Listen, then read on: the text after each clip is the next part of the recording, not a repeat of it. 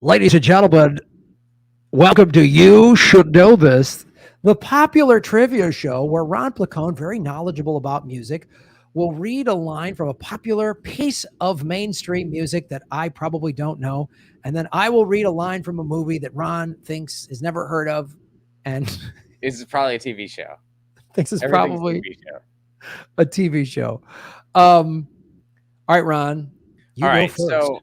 so this one is a deeper cut. I'll be honest, and I don't think you're gonna name the artist, but basically, if you like sing it, that'll be like you got it because you have definitely heard this song. Yeah, you've definitely heard this song a lot over the years, but you probably don't know the name of the artist. But here we go. Sometimes I want to take you down. Sometimes I want to get you low, brush your hair back from your eyes, take you down, let the river flow. I'll be with you, girl. Hey, hey, hey, like being stoned. Oh, like a thing on paper, not. I've heard the song. Yeah, you've heard Hey. this. Um,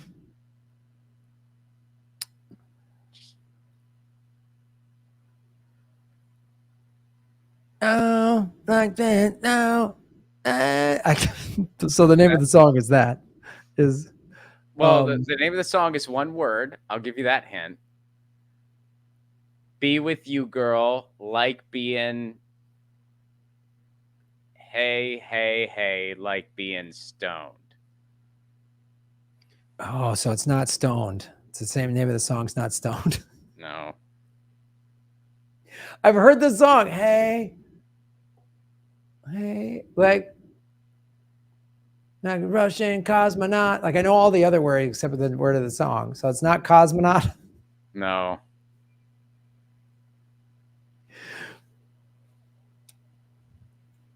I mean, right song though. Like, yeah, that's not the name of the song, but yeah, you do know the song. I mean, this song was played so much Yes. in the '90s.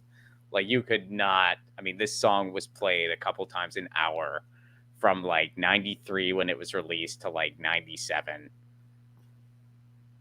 I've heard it 1,000 times, and it was one of Yeah, those songs they would play it, and I would never pay attention to who the name of the band was. yeah, and I'm actually a big fan of this band, and I actually think this is one of their weaker songs. Actually, like, I mean, I don't dislike the song; I like it, but there's so much more to them than this song, but it was a huge hit.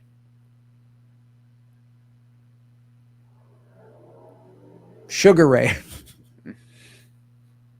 Yes, you know me and Sugar Ray. I celebrate the entire catalog on a daily basis, and it's Sugar Ray Fly. That's what that song is. I was right. No, of course not. Not Sugar Ray. I doubt you will guess the name of the band, but you'll probably be able to be with you, girl, like being blank. Low, like being Oh, low, boom. So what's the name of the song? low. Yes. It's like you just said it. Don't pull a JP. You just said the name. Low. The song is Low. The I band think is, it's low, but then I'm gonna wonder that maybe the actual answer but I'm gonna go with Cosmonaut. Cosmonaut, I think it was. because they fly high, so I'm gonna go opposite of what the right answer is. Some Um, people are giving you hints for the band name. I Um, turned off the chat, so I'm not looking. I'll give you their hint actually. Let's see if this hint gives it to you. Saltines. That's your hint for the name of the band. Soup. No. But Saltines. There's a band called Cracker. Yes. Oh. Yes. The band is Cracker. There is a band called Cracker, and there is a solo artist called Uncle Cracker. They are very, very different. And yes, the band is Cracker. Oh. They What are their Cracker. other songs? So my favorite album of theirs is an album called "I Hate My Generation," and there were actually no hits off of it. or actually, I think the album was called The Golden Age, and like the big title track was I Hate My Generation. It was just like a satirical tongue-in-cheek song. Like it was very like 90s sludgy. And they're like, I hate my generation. But Low was their big hit. And then their other hit that was not as big as Low, but was a more fun pop song, in my opinion, was Get Off This. Get off this. Get on with it. If you want to change the world, shut your mouth and start to spinning. yeah. Get off Okay. this. Nah, nah, nah, nah, nah. That was their other hit. But they had a lot of like really fun, music that was not as mainstream. That was really, really good. And they had another band attached to them that had a lot of the same members called Camper Van Beethoven. And Camper Van Beethoven did Take the Skinheads Bowling. That was the Take the Skinheads Bowling, Take them bowling. And The Gum You Like was one of their big hits. The Gum You Like is back in style again.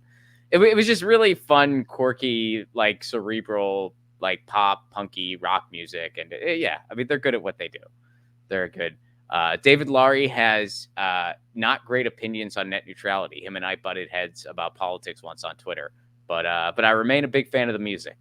Wow. Yeah, yeah, we went back and forth on net neutrality once. He's one of those anti-net neutrality guys, and he was really like I guess he's like a libertarian type dude politically. Like he was really outspoken against Bernie Sanders and stuff. But but still he's got a good music. Still enjoy the music. Yeah. He's a libertarian because he's a millionaire off of music residuals. So Yeah, I mean, yeah, he those hits definitely probably I would imagine bankrolled, probably the rest of his life. I can't say for sure. He actually teaches a class on the music business at the University of Georgia, I think. oh Or he wow. did. Yeah, like because he lives, I'm pretty sure he lives in Athens because his wife helps run one of the rock clubs in Athens, and he teaches at the University of Georgia, and then he still tours with like Cracker and Camper Van Beethoven. The only reason I know this much about him is because I interviewed him once about some of his courses. And I also know a little bit about him because Judah Friedlander, friend of the show, we got to get Judah on this, by the way. He'd be hilarious. Yeah, Judah would be fucking hilarious on this.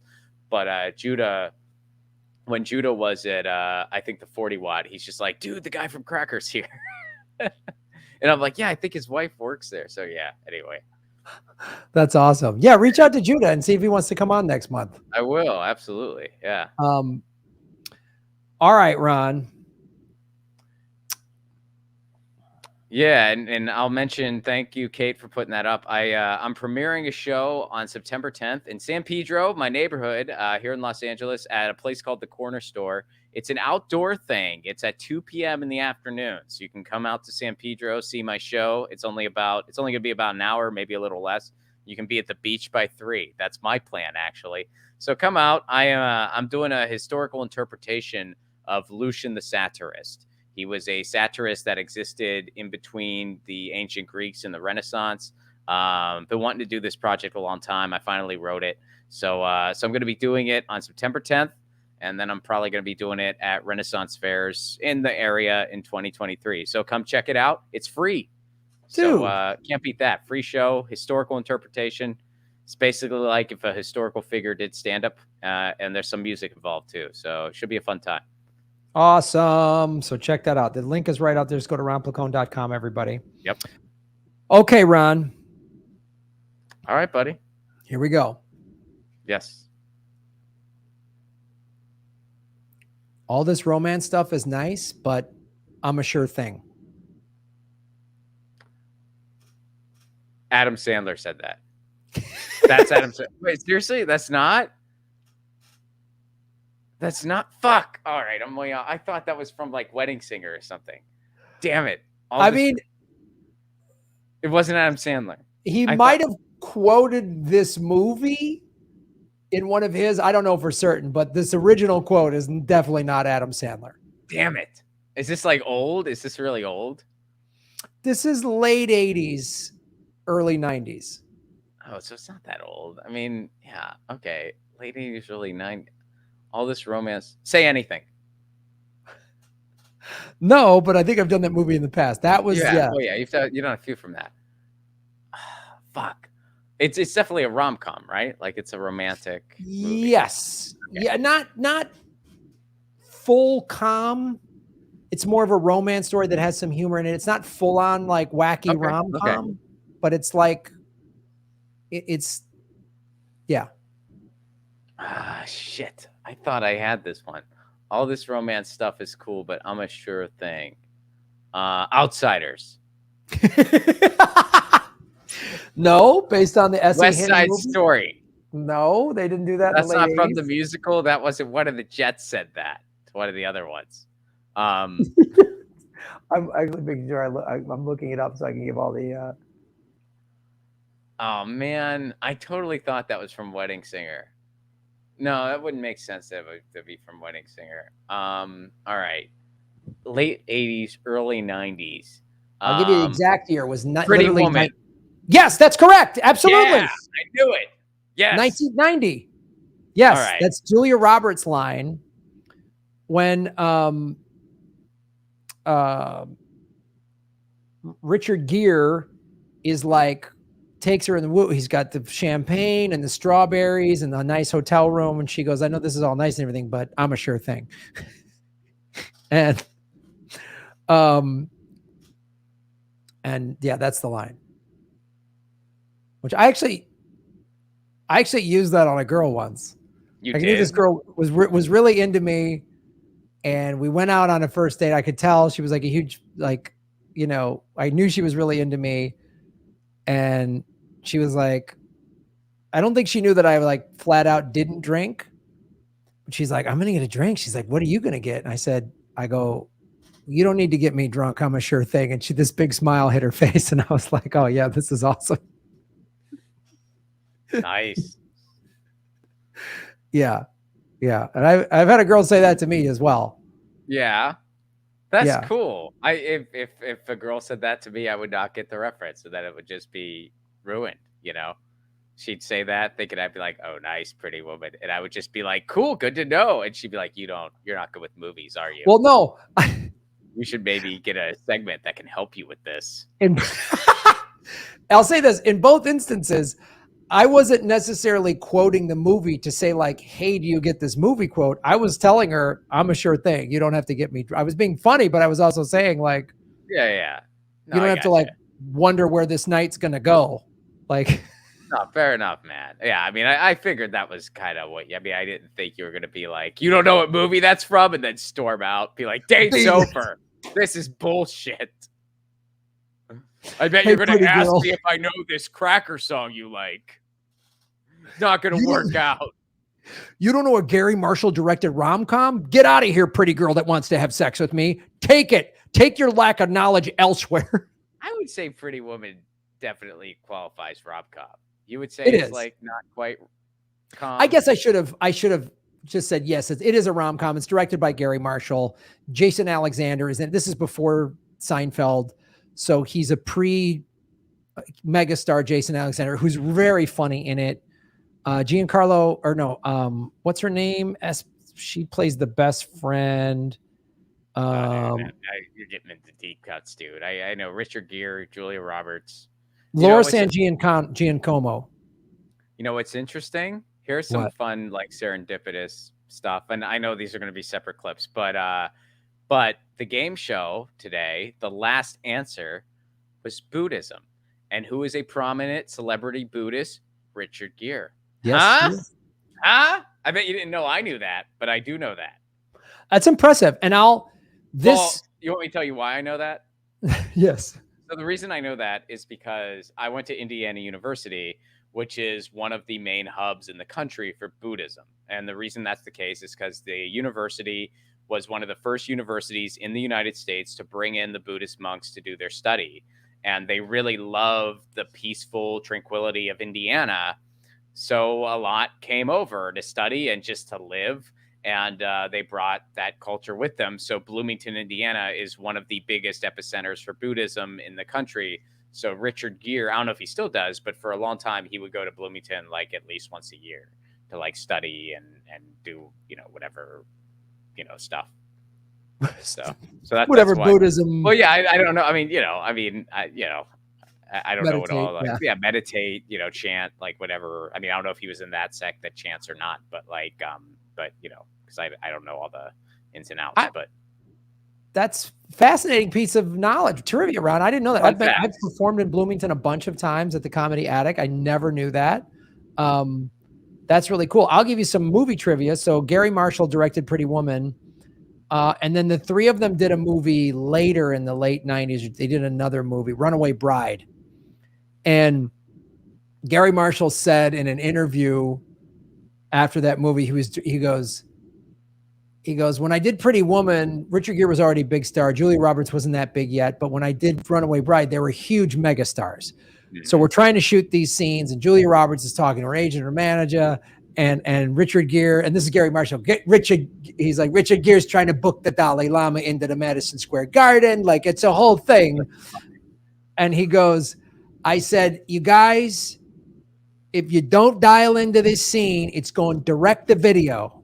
And that's when they put their phones down and focused on the scene. Such a great line. If you don't dial into the scene, it's going direct to video.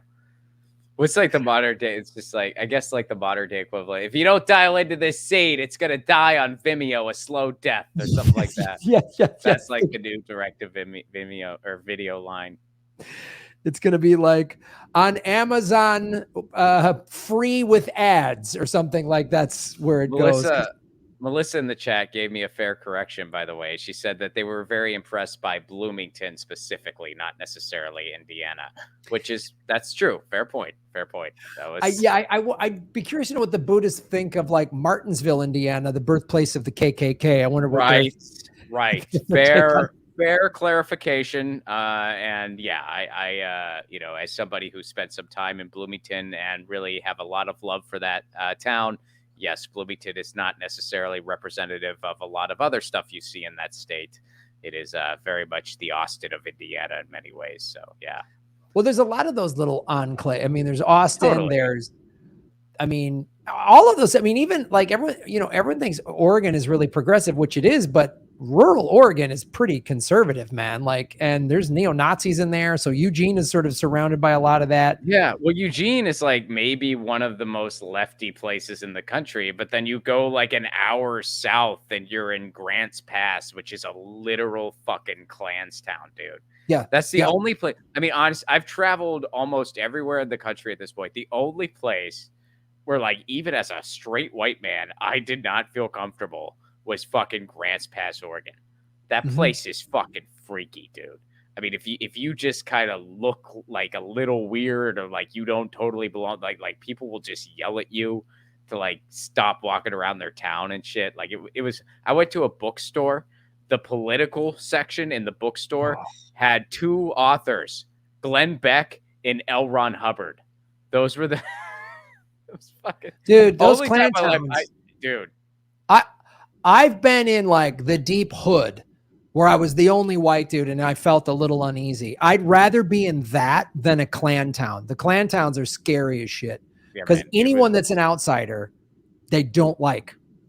They don't like you. And it's like, I'd rather be in the middle of the hood than a Klan town. There's no two ways about it. Yeah, me too. I mean, it was, that's the only place I can honestly say where it's like, I mean, and I've done, I used to live in Nashville, Tennessee. So I've done shows in the South. I mean, I was a full-time road comic out of there for years. So I did stuff in the South. I did stuff, in the Midwest, a bunch.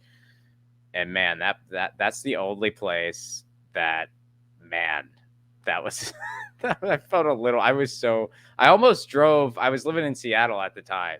I almost like drove home after the late show Saturday because I just was like not comfortable there.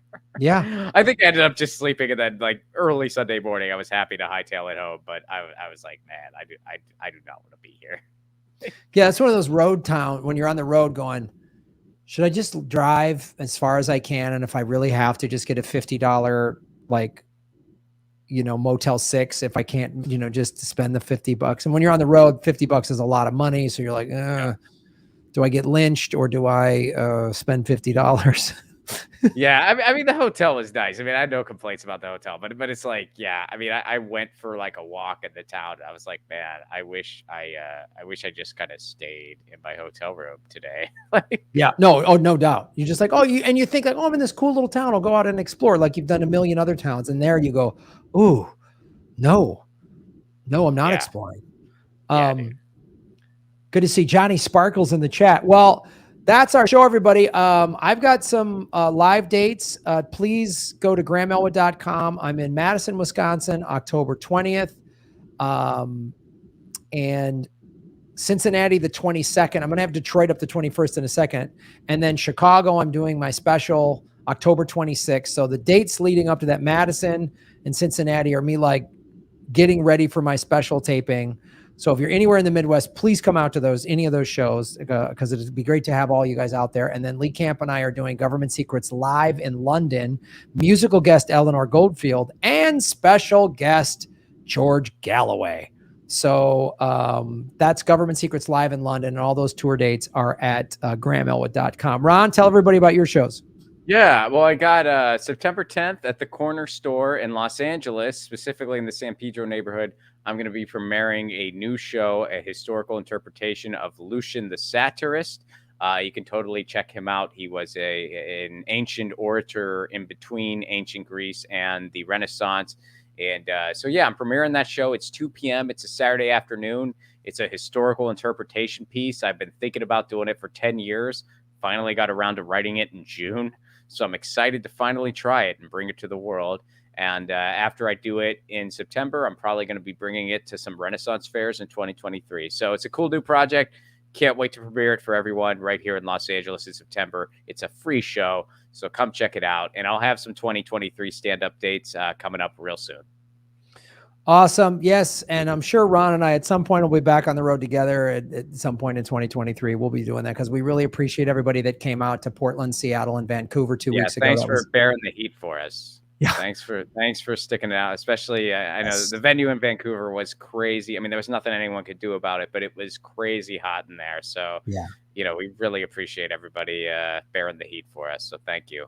Yeah, it was just like that part of the world can't handle the heat. Like it's not built for it. It's like when LA, Southern California gets crazy cold, it can't handle it. It just can't, people just can't handle it. So we really appreciate everybody coming out. I know it was a lot, and the shows were a blast. So, all right, Ron, thank you so much, dude, for being on the show. We appreciate it, my friend. And we'll see you Graham, soon. see you soon. Peace, buddy.